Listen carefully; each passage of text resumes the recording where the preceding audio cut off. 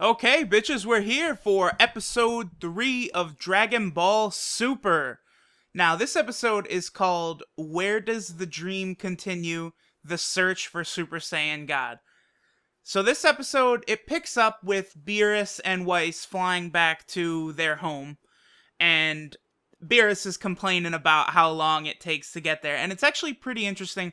Weiss stops, because it appears that Weiss travels differently than Kabito Kai, because Kabito and then the Supreme Kai, they were separate, and then Kabito was able to teleport various characters around. Like, I remember when Gohan is unconscious when Fat Boo beats him early in the Boo saga, and Kabito is able to teleport around.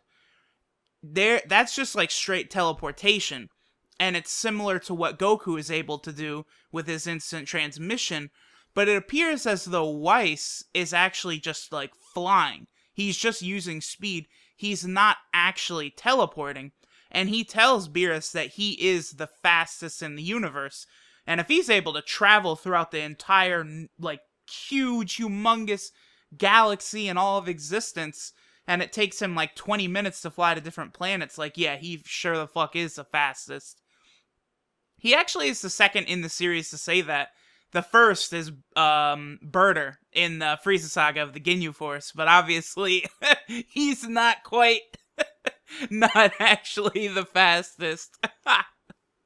So after this, it cuts over to Kabito Kai and Elder Kai, and Elder Kai explains more or less what Beerus is, how these two Kaioshins, Kabito Kai and Elder Kai, are responsible for creating life and maintaining life. And then Beerus is on the opposite end of the spectrum, and it's, his job to kill and destroy planets and remove life. And he's not evil, it's just the natural balance. There's good and bad, light and shadow, all types of, we've seen that trope a million times. King Kai actually is listening in on their conversation, and they all agree that it would be in everyone's best interest if they do not do anything to provoke Beerus, and so they want to make sure to keep Goku away from Beerus, because as soon as Goku said, "What? Beerus is like the most badass motherfucker ever, well, I've got to fight him," and they do not want that at any cost. Although, the Supreme Kai, Kabito Kai, he does mention that only gods can sense other gods' energy levels. So Goku could not, sense out Beerus, which, that obviously that will help in keeping Goku away. But as King Kai is like talking to the Supreme Kais, he looks over and Goku's, continuing his work. Then he keeps talking, and then the camera pans out and Goku's sitting right next to King Kai. It's pretty funny. But King Kai smartly distracts Goku from what they were talking about, just by like constantly referencing how he's dead and like pointing to his halo, and then like they actually show the scene where Goku brings Cell to King Kai's planet, and then Cell blows up, and that's how they die. They never do explain how King Kai is able to get his planet back, though, right? That's never explained at any point. Because at the end of Dragon Ball Z, like, King Kai does not have his planet.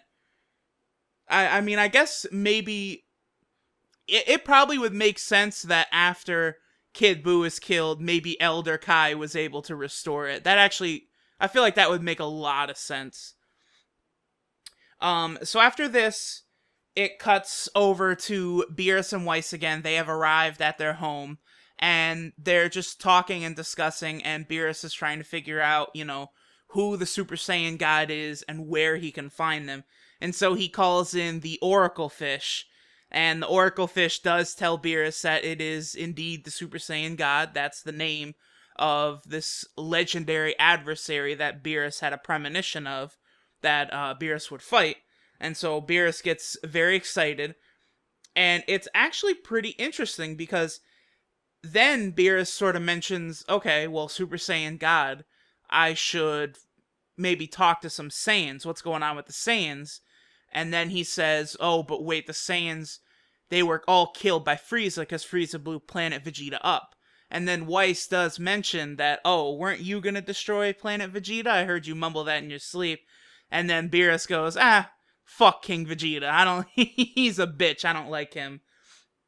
At that point, Whis does mention to Beerus that a handful of Saiyans did survive and that they are living on planet Earth, including Prince Vegeta.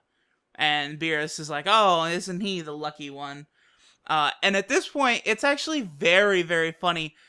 Beerus actually mentions, he's like, Earth, I think I've been to that place before. Is that where the dinosaurs were and I exterminated them? And Weiss is like, yes, yes, yes. And it's like, holy shit, so this cat destroyed the dinosaurs. Like, he's the reason that the dinosaurs became extinct, huh? Later on in the episode, Elder Kai actually mentions that Beerus is the one who sealed him in the Z Sword. So it's like, is Beerus just like the all-time boogeyman? It's like, there's just so many different things. It's like, oh, well, Beerus was actually the one who sealed away Majin Buu, or, Beerus is the one who killed the original legendary Super Saiyan. There's like so many different ways I feel like they could take this. At this point, though, Weiss explains about how Frieza was defeated by a Saiyan, which causes Beerus to, do the anime fall down shit. He's like, what? You're fucking kidding me. And then Weiss actually brings up, it's the same animation they had in the Battle of the Gods movie, where it's showing the Super Saiyan Goku versus Final Form Frieza fight from the Frieza saga in the new animation. It's actually it's pretty awesome.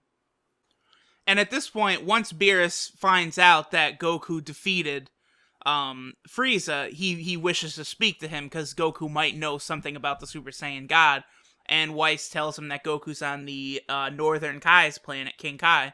So at that point, Weiss and Beerus prepare to head over to King Kai's planet, and Weiss tells him that it will take 26 minutes to fly over there. And so they prepare to take off. At this point, the scene switches over, and we see Krillin, Android 18, and their daughter Marin in a car, and they're all going to Bulma's birthday on the cruise ship. And then we get our first glimpse of Yamcha, Puar, Tien, Chaozu. We see Master Roshi, Oolong, all the characters. We get a glimpse of Dende real quick on the cruise ship. Everyone is just reintroduced for this party. Obviously, we are making headway towards the eventual arrival of the Super Saiyan God and stuff at Bulma's birthday. There's actually a really funny scene where Gohan hands Piccolo a wedding photo of him and Videl. And in the photo is Piccolo, Goku, Gohan, Videl, Goten, but I do not think that there's a Chi-Chi. Yeah, you don't see Chi-Chi. You only see Piccolo, Goku, Gohan, Videl, and Goten in this wedding photo. And it's pretty comical because Piccolo's eyes are closed, and like he opens up like the little envelope that the picture's in, and he does like the ridiculous like Piccolo shocked thing because he sees that his eyes are closed, and Gohan's like, oh, sorry, you must have blinked right when it was taken. I fucking love this. Piccolo, I think Goku is like, he's gotta be my actual favorite character, but Piccolo for me, he is like number 2. I fucking love Piccolo. And he does this so many times throughout the series history, where he does this like, like just absolute shock. Like I could think of when he shoots an energy beam at Raditz, and Raditz is not affected. When Majin Vegeta tells Fat Buu that Goku is dead. Here when he opens the picture. There's also when Goku wants Piccolo to do the fusion dance with him so that they can show Goten and Trunks. Like, Piccolo just routinely throughout the series history, like, does like, like, big shocked face. Like, he does it, like, so much more frequently than other characters. I love it. Yeah, so I'm trying to think my favorite Dragon Ball Z characters. A lot of people really like Vegeta. Like, Vegeta is a lot of people's favorites. I like Vegeta, don't get me wrong, but, like, I get, like, in real life, like, I wouldn't be able to fuck with Vegeta, man. Like, his attitude, I would just be like, fuck you, Vegeta! Stop being a bastard. Like, I couldn't handle Vegeta. But I feel like I would get along good with Piccolo and Goku. So there's just a whole bunch of shenanigans at this party. You know, Master Roshi's using, like, one of those, you know, like, telescope type things you'd see on piers to look at girls.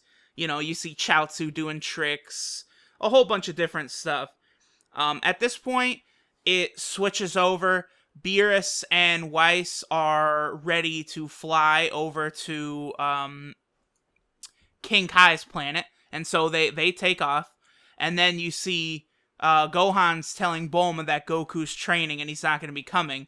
And then so neither Vegeta nor Goku are going to be going to the cruise ship, so they take off. And then the last scenes you see is Elder Kai and Supreme Kai. They're standing, you know, on the sacred planet of the Kais. And this is where Elder Kai mentions how Beerus seals him in the Z-Sword. And he's telling Supreme Kai, like, listen, Beerus is not to be fucked with. We gotta be careful with him. And they mentioned that 8.5 planets have been destroyed ever since Beerus has woken up. And at this point, Elder Kai discovers that Beerus is actually flying towards King Kai's planet. And Elder Kai's basically like, we're fucked. This is the worst. Oh shit, Beerus is gonna go see Goku now. We're fucked. And at that point, the episode ends. So it was... All in all, I actually really enjoyed this episode. This, to me, so far, has been my favorite episode by far. Obviously, as soon as I'm able to see my boy Piccolo, that just changes everything for me. Piccolo is the man. You know, he still has barely done anything. I really hope that they can give him, like, some extended, you know, importance. Like, in the Buu saga, Piccolo is not strong enough to help, you know, the Saiyans at all. Gotenks, Goku, Gohan, Vegeta. But Piccolo is so vital to just, you know, making sure all their plans work. Distracting Super Buu, getting Gotenks into the hyperbolic time chamber. Like, Piccolo is just there the whole time and has a real big role in the Buu saga. I think that's why I probably like the Buu saga more than a lot of people do.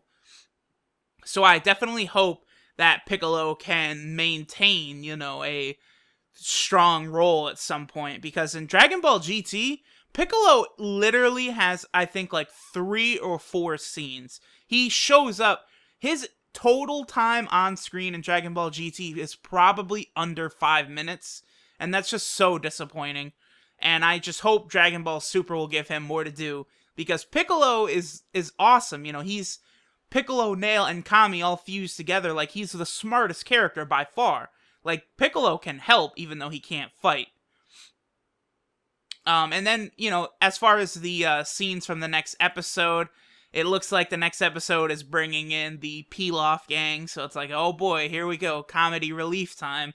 And then it looks like Goku does indeed find out who Beerus is. But obviously, at this point, King Kai pretty much has to tell him since Beerus is on his way.